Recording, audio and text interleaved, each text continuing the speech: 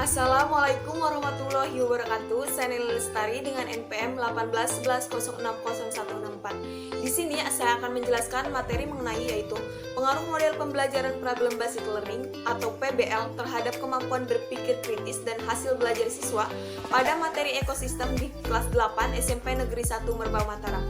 Untuk mengetahui apa sih itu PBL dan bagaimana sintaksnya serta tujuan dari PBL, yuk simak video berikut ini.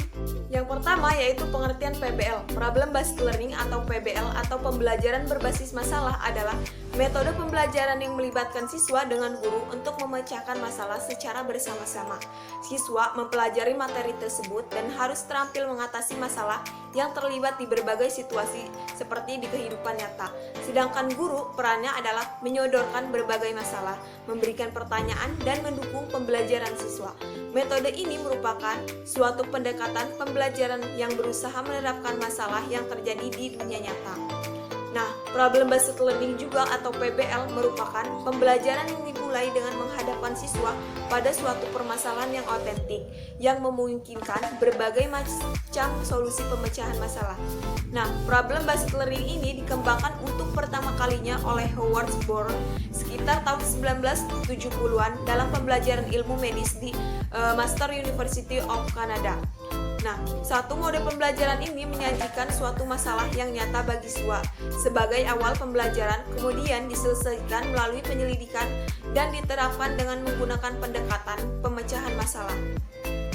Problem Based Learning ini membantu siswa mengembangkan kemampuan berpikir kritis, melatih kemandirian, dan dalam belajar memberikan kesempatan siswa untuk membangun pengetahuannya sendiri melalui permasalahan yang disajikan oleh guru.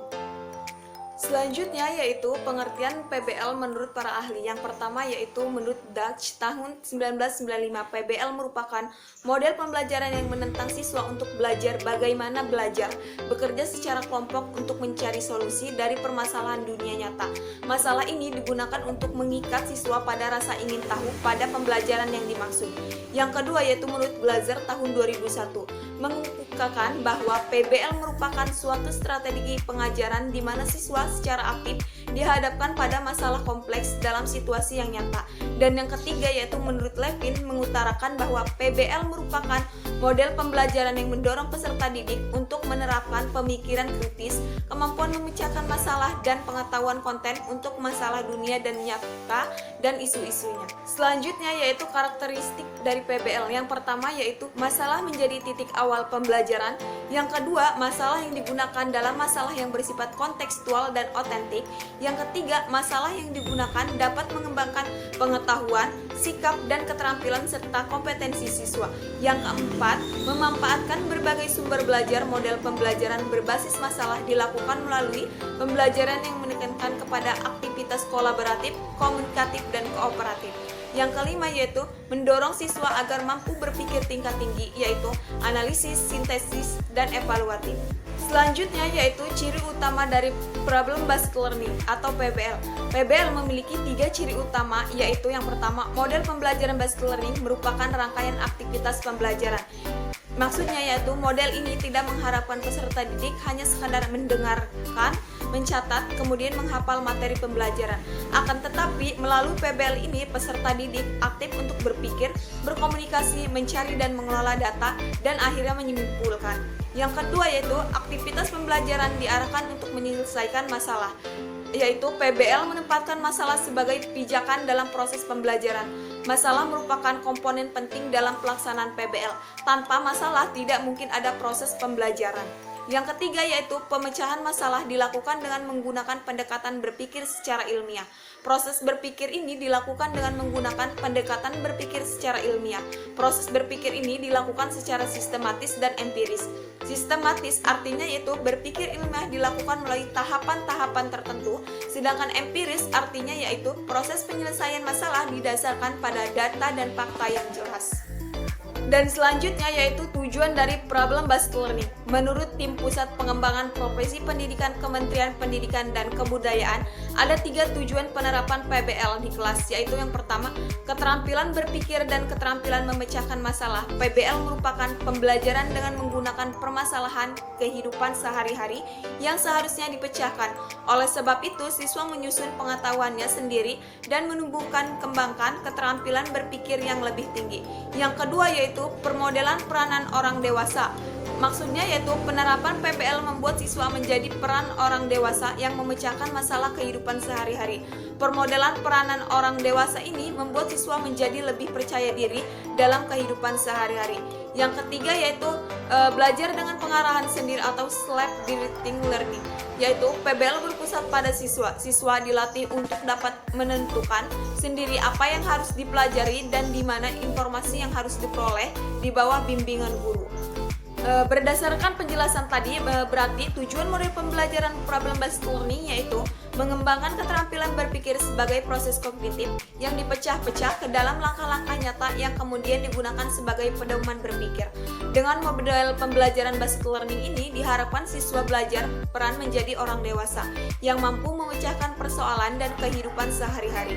Maksud dari belajar peran orang dewasa di sini adalah menjadikan siswa seakan-akan mempunyai tugas besar yang menemukan solusi-solusi dari pertanyaan demi memenuhi rasa keingintahuannya terhadap sesuatu.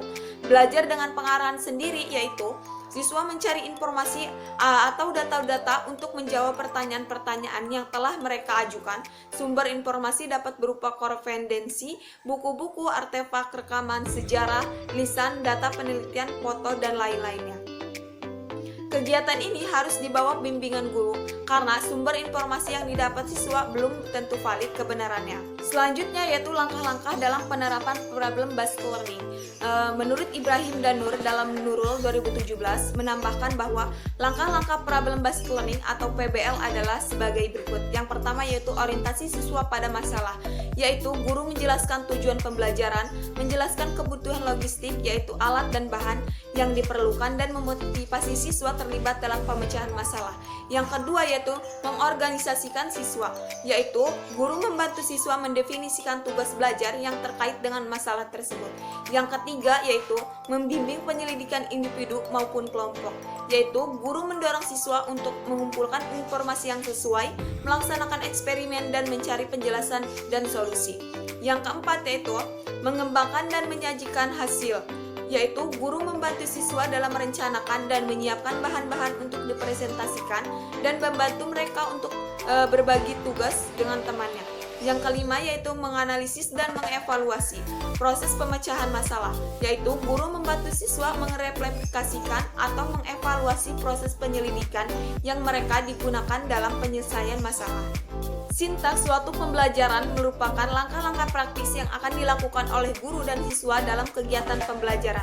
Tahap-tahap sintaks problem based learning siswa yaitu tahap 1 orientasi siswa pada masalah. Siswa memahami tujuan pembekalan, peralatan yang diperlukan dan termotivasi untuk terlibat pada aktivitas pemecahan masalah. Tahap 2 yaitu mengorganisasikan siswa untuk belajar. Siswa mendefinisikan dan mengorganisasikan tugas belajar yang berhubungan dengan masalah tersebut. Tahap 3 yaitu membimbing penyelidikan individu maupun kelompok. Siswa yaitu mengelompokkan informasi yang sesuai, melaksanakan eksperimen untuk mendapatkan penjelasan.